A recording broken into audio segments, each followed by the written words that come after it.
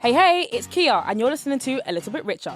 Pensions. We all know it's good to save into one, but it's so tempting to put it off until retirement's closer. It's understandable, but if you wanted to get a little bit richer, you've got to think about your long-term financial journey too. Let's get into this more. Today, I'm talking to Kim Brown, Legal & General's Pension Scheme Director. She's going to explain more about the workplace pension. But just before we get into this, it's worth saying that you're likely to have a workplace pension if you're working for a company. If you're working for yourself, you can save into a personal pension, and we'll cover this topic in a later episode. Okay, Kim, let's break it down. What's the difference between a state pension and your own pension savings, and why is it important to have both? So the state pension's paid for by the government when you reach currently age 66. Research we've done on 22 to 32-year-olds shows that 22% of that group are looking to rely solely on their state pension at retirement. Now, the state pension is £10,000 a year, provided you've had 35 years or more national insurance contributions. So provided you're willing to wait until age 66 to start, and provided 10,000 sounds enough for you to live on, then the state pension should give you that basics. If you think that actually that isn't quite sufficient for your needs or what you picture your retirement to be, you might want to look at what you can save for additionally through things like workplace or personal pensions. Okay, that's brilliant. So let's touch on workplace pensions then.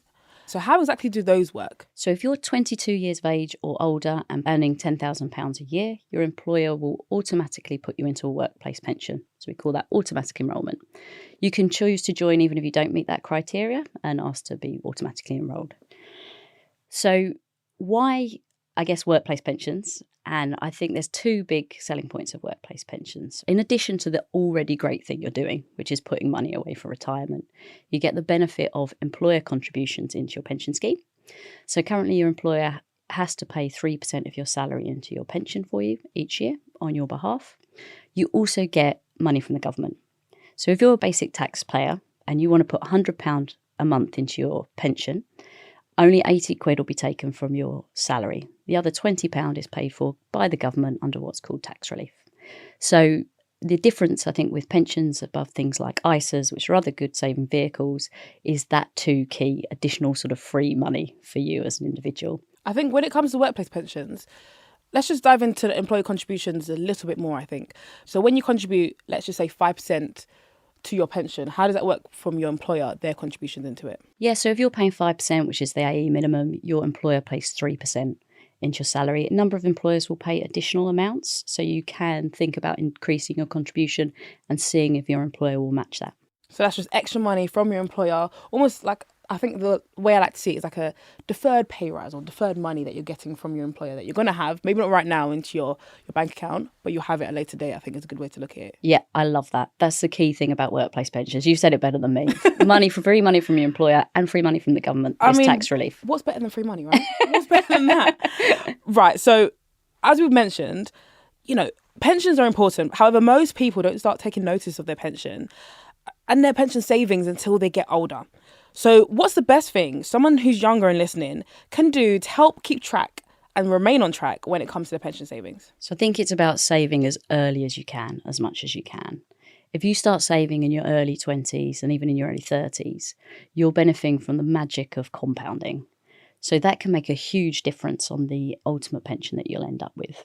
So if I give you an example of how that works, I'm going to use our names. So if we've got a Kia and a Kim. Yes. If Kia and her employer together are contributing to £2,000 a year to a pension and has done so from the age of 19 to 30, we project that will give her an outcome on retirement of £243,000. That's a good amount. That's an all right amount. That's a good amount. I think Kia's happy with that.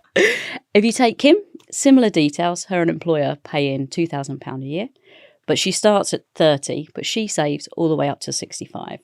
So Kim's been saving for 35 years as opposed to Kia's 11, but her outcome is expected to be £10,000 less, so £236,000 at retirement.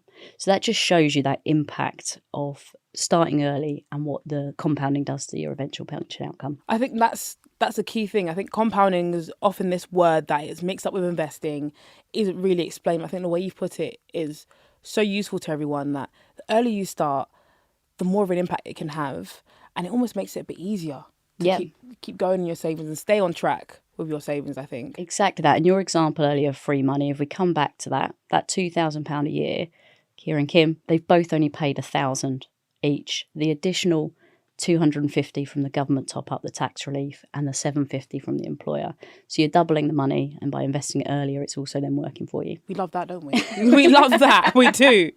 So let's come to where we are right now. So right now, money is unfortunately really tight. And it's easy to be tempted to reduce how much people save into their pensions. I know it's definitely a toss-up. You know, do you take the money now or do you still keep saving the amount that you have been? So what would you say to someone who's considering reducing the amount that they contribute to their pension? I think everyone is going to have different circumstances. And I think my key thing would be make sure it's a considered ask. So understand what you'd be getting in your pocket today and that point I just made on what that could look like over time. Now, if you need your money in your pocket today, you need your money in your pocket today.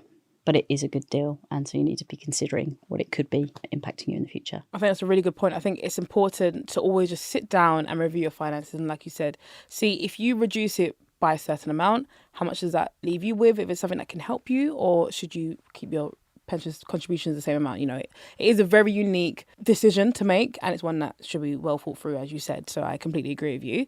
Now, let's look on the flip side.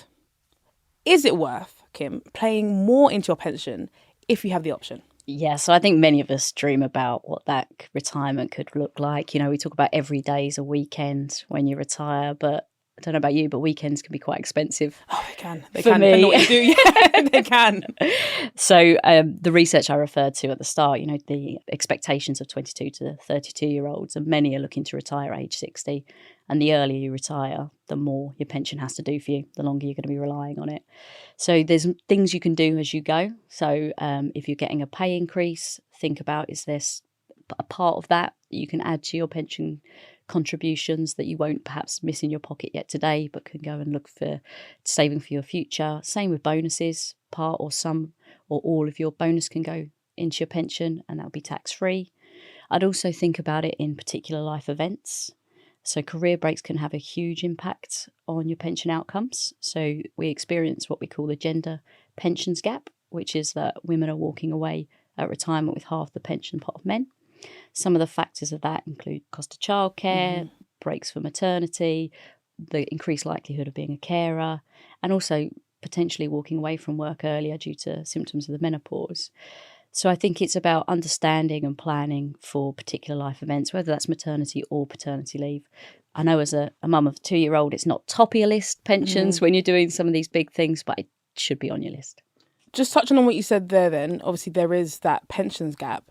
So if we're speaking directly to women then, what can women do to almost help their pension contributions and their savings? So I think there's a lot as individuals women can do. So they can plan, they can continue to pay maternity contribution, they can talk to their partner at household level. The reason we have gender pension gaps, or in fact pension gaps across a number of different minority criteria, is multifaceted. So we need solutions across legislative change, we need employer policy review, all in the support of kind of producing more equality at pension outcomes. I completely agree.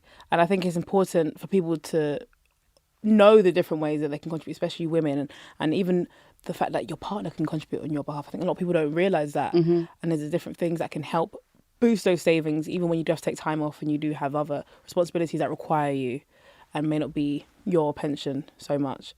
So I want to ask you a question as well. When it comes to pensions, a lot of people don't know how much they should have in their savings. What does that look like? As you mentioned in the beginning, the state pension is around £10,000 per year. How can someone, even if it's just like an estimate, how can someone get a good understanding of how much they should aim to have in their pension pot? There are different tools out there that can help you look at that. Most pension providers will have things like calculators online. You can look at what sort of age you're looking at, the type of experience you want to have at retirement. So whether that looks like one holiday a year, whether that looks like a holiday in the UK or abroad, the type of lifestyle you're looking at, and then it will help you calculate what you need to be contributing today. And you can consider if that's sufficient based on who you are, what wider savings you have, and what kind of retirement you're looking for. That's really useful. Have a look at pension calculators, have a look at some of the stats to kind of give you a good baseline and guideline of how much you have saved. Love that. So Kim, pensions are also a form of investment. And I know when you think of it like that, sometimes it can be so overwhelming because the world of investing just seems so scary. So what is something that our listeners should consider on that side when it comes to pensions? So I think that's a really good point. So pensions, like any investment, can go up and down.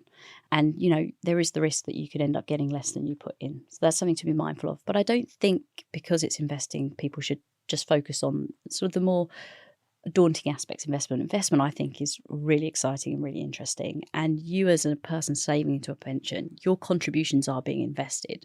And you can choose to make decisions about that if you want to. If you want to move away from the fund you'll be put into, you can pick a fund that's higher risk, but potentially with higher reward, if that's something you're interested.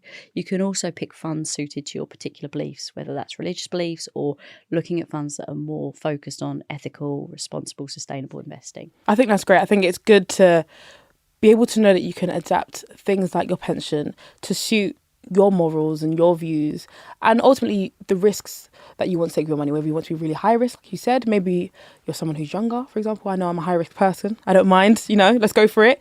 Or you want to be low risk. It's completely up to you and it's tailored to you. So I think that's a great point to make as well. Okay, Kim, we're going to wrap things up now. What are the 3 quick things that you can recommend someone does if they're wanting to use their pension to get a little bit richer?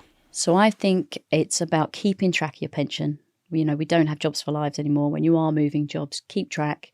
You can also pull those pots together, if that's your preference, under what we call consolidation. It's about looking at all those things we've talked about ways to get additional money in. So talk to your employer, see if there is contribution matching, if you can put any additional aside, particularly in earlier years. And then I think it's about saving as much as you can for as early as you can so that your pension can start working for you. Amazing, Kim. This has been such a great episode to learn more about pensions. And hopefully everyone listening knows that we can start early and get those pension savings rolling. We were looking ahead to retirement, but let's bring things back into the present day a bit more. There's so many hacks to make sure you're getting the most out of working life. And that's what the next episode is all about. The world of workplace benefits. And it's not just work from home and free lunches. There's so much more. That's out next week. But while you wait, if this stuff is working for you, then hit follow, tell your friends, and come back next time. Until then, have a good week and go stick some money in your pension.